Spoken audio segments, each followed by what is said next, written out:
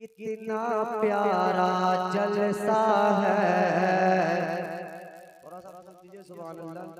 बस आपके मतलब की बात कर रहा हूँ, आपकी बात कर रहा हूँ। सुने सिया कदम गाजी वालों कि कितना प्यारा जलसा है, कितना प्यारा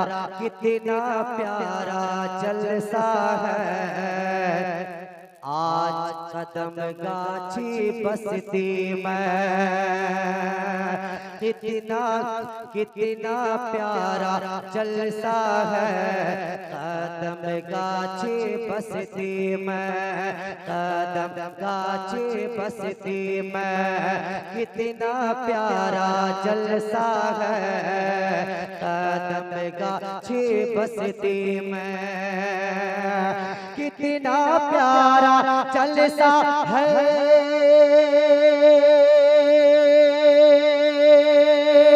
कदम गाछी बसती में जिक्र मुस्तफा का है, जिक्र मुस्तफा का है। कदम गाछी बसती में जिक्र मुस्तफा का है।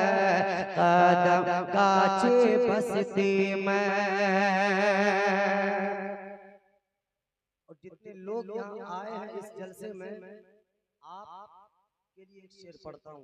देखता हूँ आप कितने दादू दादी से नवाजते हैं। बस आपके लिए पढ़ रहा हूँ, सुनिएगा कि जो यहाँ पे आया है, जो यहाँ पे आया है रहमतों की बारिश में। जो यहाँ पे आया है रहमतों की बारिश में। जो यहाँ पे आया है रहमतों की बारिश में,